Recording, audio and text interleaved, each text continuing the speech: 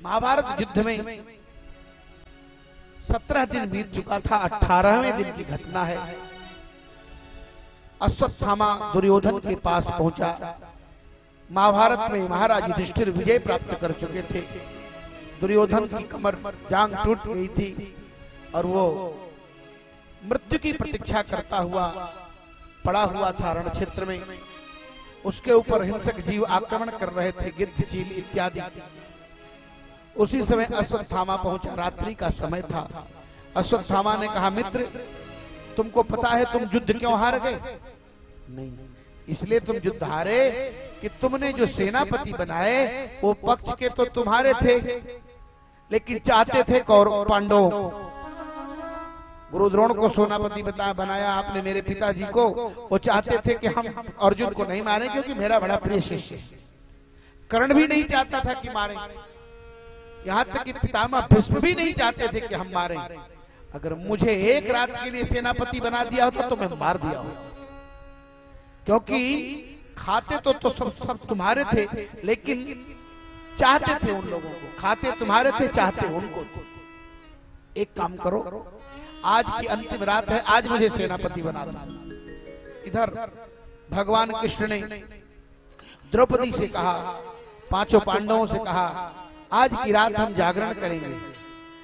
क्यों भैया?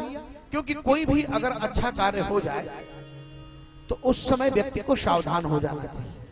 कोई बड़ा आयोजन हो रहा हो, कोई बहुत बड़ा विजय प्राप्त हो, कोई बहुत बड़ा उत्सव हो, ऐसी परिस्थिति में आयोजक को सदैव सावधान रहना चाहिए।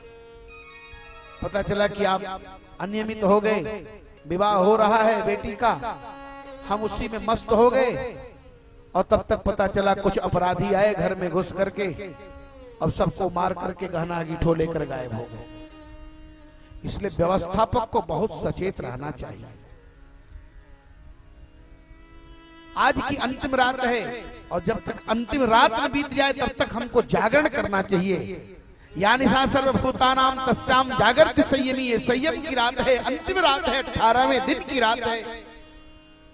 द्रौपदी ने कहा, यदि नींद आ जाए तो? भगवान ने कहा, वही होगा जो होना चाहिए। इधर भगवान जिस शिविर में रह करके युद्ध लड़े थे लोग, उस शिविर से अन्यत्र ले गए, और उस शिविर में 5, 16, 17, 18, 19, 20 वर्ष के 5 कुमारों को सुला दिए, जो पांचों भाइयों के तद्रूप बालक थे। इधर अश्वत्थामा को दुर्योधन ने रक्त का तिलक लगा करके अंतिम रात का सेनापति बना दिया। कहा, जाओ पांचों पांडवों का सिर काट कर ले आओ। अश्वत्थामा आया, विचार नहीं किया, रात्रि का समय था, पांचों पांडवों का सिर काट लिया। समझा कि पांचों पांडव हैं, लेकिन वो तो पांचों पांडवों के कुमार थे, बच्चे थे। पांचों पांडव तो अन्यत्र थे। उनका सिर काट कर ले गया। महाभारत में कथा आती है, अश्वत्थामा जिस समय आया उस समय दरवाजे पर भगवान शंकर पहरा दे रहे थे, और जब भगवान शिव पहरा दे रहे थे तो भगवान शिव से अश्वत्थामा का युद्ध, और युद्ध हुआ तो अश्वत्थामा हार गया।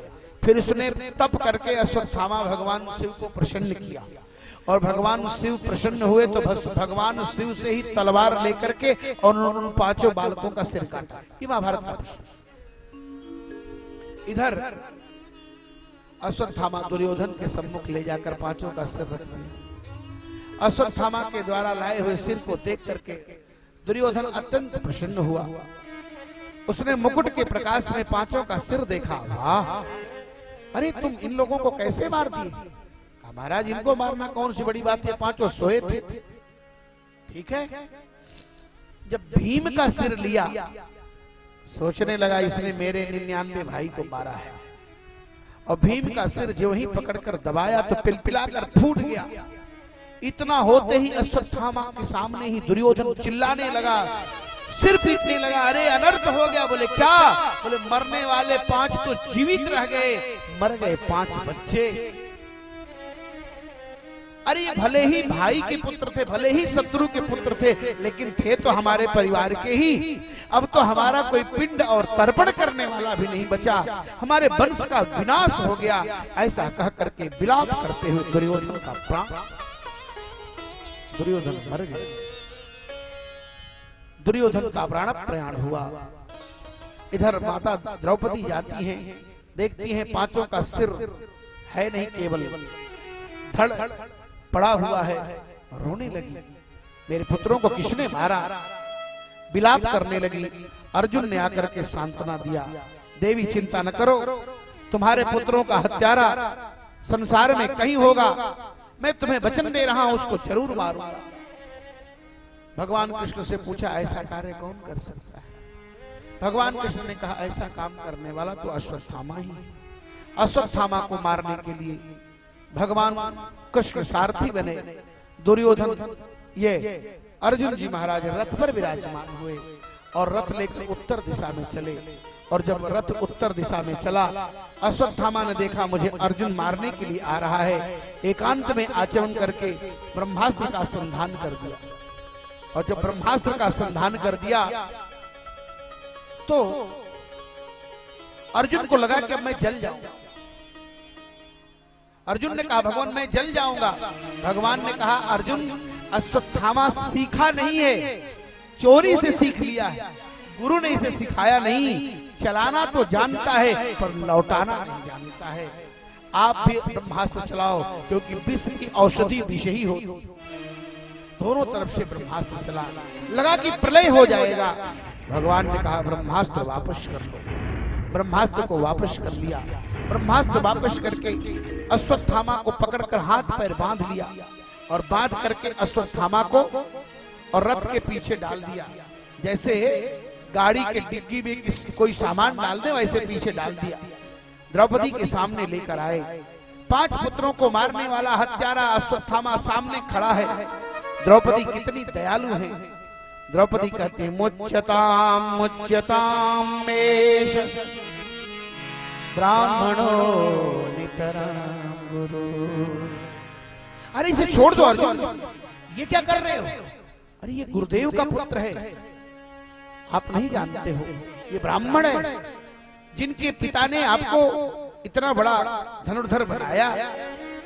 सरहस्यो धनुर्वेदो सविसर्गोपसंयमः अस्त्राग्रामस्य भवता यत्शिक्षितो यत् अनुग्रहात्।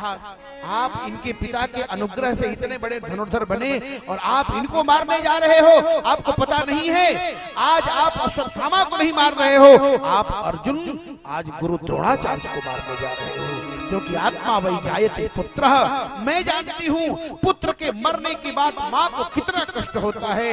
और मेरे तो 5 पति जीवित हैं, लेकिन गुरु जी भी मर चुके हैं। माता जी के प्राण का आधार मात्र अश्वत्थामा है। अगर ये मर जाएगा तो फिर माता जी का कौन? यह करके द्रौपदी रोने लगी। द्रौपदी भगवान की बहन है, भगवान दया के सिंधु हैं। और जब ठाकुर जी दया के सिंधु हैं तो भगवान की बहन में दया की बिंदु होगी।